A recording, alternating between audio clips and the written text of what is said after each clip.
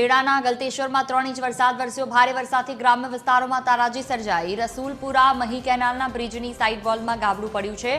Side વોલમાં ગાબડું પડતા અડધો રસ્તો ધોવાઈ ગયો। 2 દિવસ પહેલા ગાબડું પડ્યું હતું। તંત્રએ ગાબડું ન પૂરતા આજે વધુ ધોવાણ થયું।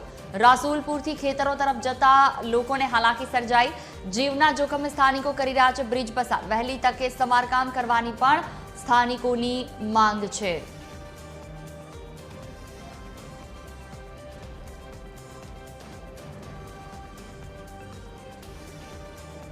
વધુ માહિતી સાથે સંવાદદાતા ભાવિના દરજી ફોનલાઈન પર જોડાયા છે। જી ભાવિના, અલગ અલગ જગ્યાઓ પર વરસાદ થયો, પરંતુ વરસાદને કારણે જે હાલાકીઓ સર્જાઈ છે, રસ્તાઓ પર જે ખાડા પડી ગયા, પાણી ભરાઈ ગયું, શું વધુ વિગતો, હાલ શું સ્થિતિ છે ત્યાં? જી ચોક્કસથી જોઈ વાત કરવામાં આવે, આજે ખેડા જિલ્લાના ગળતેશ્વર તાલુકામાં ગુજરાતમાં સૌથી વધારે આશરે 3 ઇંચ જેટલો વરસાદ 2 કલાકમાં ખાબક્યો છે અને આ ભારે વરસાદના કારણે અહીંથી અનેક નુકસાનીના દ્રશ્યો પણ સામે આવી રહ્યા છે।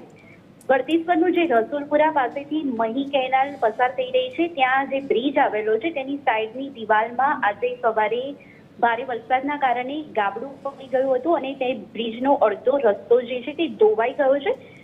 મહત્વની વાત અહીંયા એ છે કે 2 દિવસ પહેલા અહીંયા નાનું ગાબડું પડ્યું હતું, પરંતુ તંત્ર દ્વારા અહીંયા સમયસર કામકાજ કરવામાં ન આવ્યું અને તેને ધ્યાનમાં લેવામાં ન આવતા આજે ભારે વરસાદના કારણે અહીંયા વધુ ધોવાણ થયું છે અને જેના કારણે રસુલપુરથી ખેતર તરફ જતા કે અન્ય ગામને જોડતા આ બ્રિજ પરથી ખેડૂતો અને સ્થાનિકો હાલ જીવના જોખમે મુસાફરી કરી રહ્યા છે। ત્યારે હવે સ્થાનિકોમાં મેઇન વસ્તુ એ છે કે તાત્કાલિક ધોરણે આ બ્રિજનું સમારકામ કરી અને આ માર્ગને સુરક્ષિત બનાવવામાં આવે। ખાસ કરીને સ્થાનિકોનો સવાલ અહીંયા એ પણ છે કે મહી કેનાલમાં જ્યારે નવીનીકરણ કરવામાં આવ્યું ત્યારે સાથે સાથે આ બ્રિજનું સમારકામ કેમ કરવામાં ન આવ્યું?